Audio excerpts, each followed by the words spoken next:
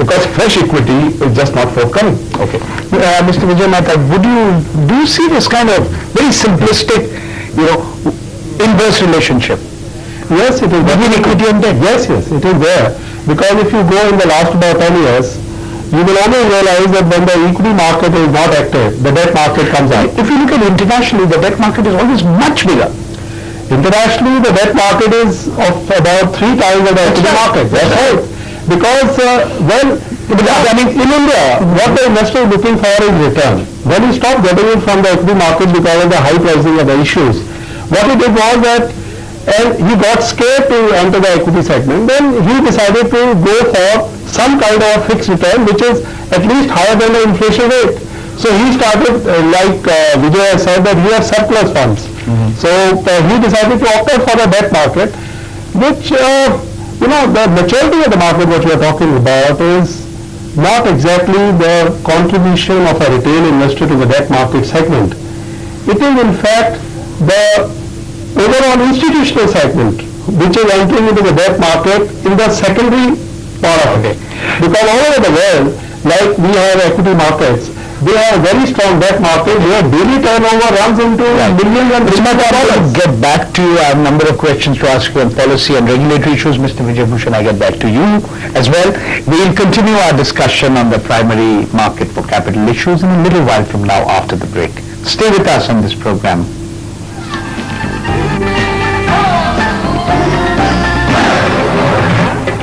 What are the policy and regulatory changes needed to revive the primary capital market in the country? After the break on India Talks.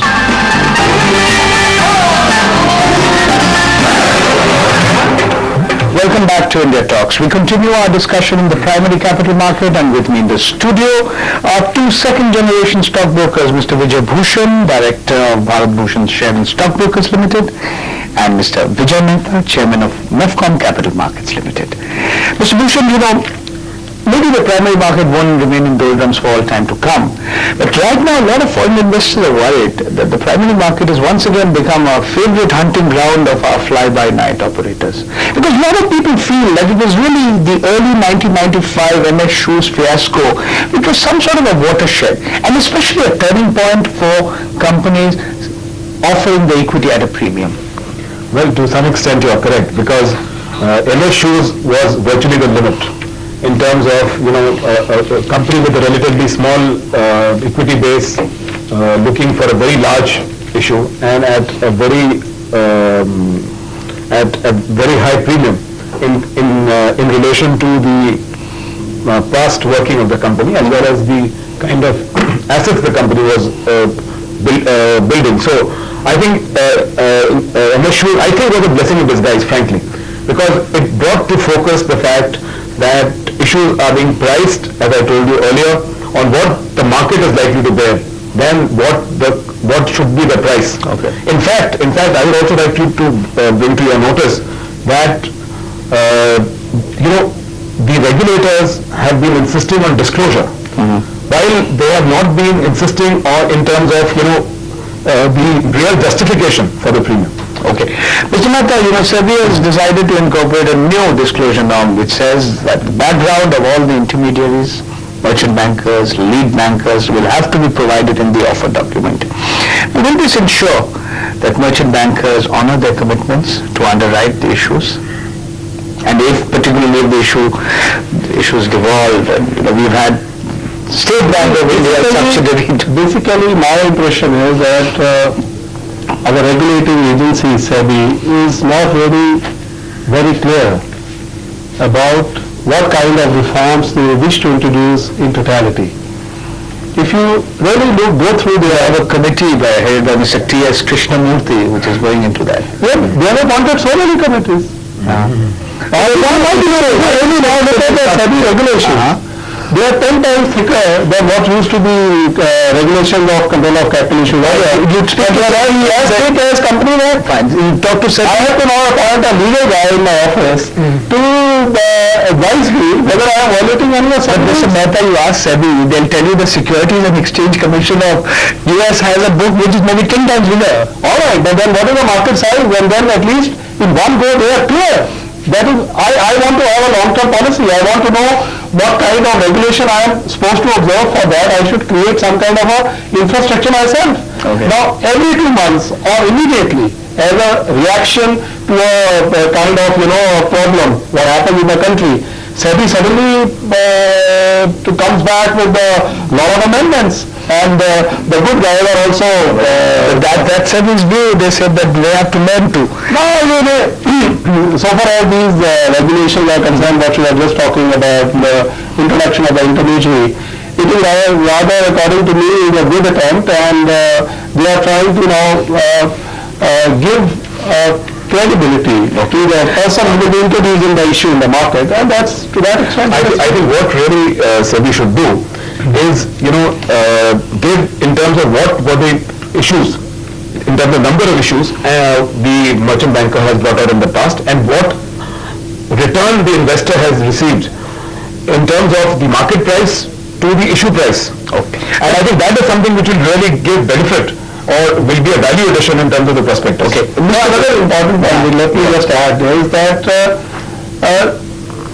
besides creating accountability for the merchant bankers, what we really see is that the merchant bankers in India have really not got the powers, because merchant bankers abroad have so much of control over the companies when they introduce them. Let me ask you, Mr. Vijay Bhushan, Mr. D.R. Mehta, who heads SEBI, the Securities and Exchange Board of India, he's of the view that small investor will come back if the quality of the issues improve. Now, let me ask you to comment on the uniform lock-in period of 3 years for promoters' contributions to public issues, because the present lock-in period varies between 2 and 5 years. And promoters have also been allowed to put in money along with the underwriters if the issue devolves. And SEBI is also planning to abolish the concept of par value. So what are your comments on these? So, I think the abolition of par value is a very welcome concept. At the same time, what is being now proposed, I would propose another, especially when today there is free pricing. I think free pricing is necessary. I think free pricing has been misused. But the basic premise is correct. And at the same time, I would feel that in a public issue that does not receive less than even 50% response, that issue should mandatorily, the money should be returned. Just to give you an example, suppose the issue is 100 crores and they will receive 30 crores. Now, if the entire 30 crores is why? I tell you why. Because obviously that means that issue has not been accepted. Now, what has been done in the past is that you ask underwriters to bring in the money, or the promoters put in the money, and the 30 crores of money, that normally those issues haven't, if the promoter has gotten the money, those issues in terms of the object of the issue, maybe to set up a particular unit, that unit has never been set up. So I think if you do not receive at least 50% of the money, it could perhaps mean that the pricing is wrong, especially now that par values are going. That means the pricing of the issue is wrong, and therefore the investor should not be made to suffer. Somebody who made a mistake, or who be one of the future Promoters and the underwriters should bear the burden. No, what I'm saying is that the entire public subscription should be returned. And therefore we will put pressure on promoters as well as merchant bankers to price the issues at which they feel that they will be able to generate good public response. Okay.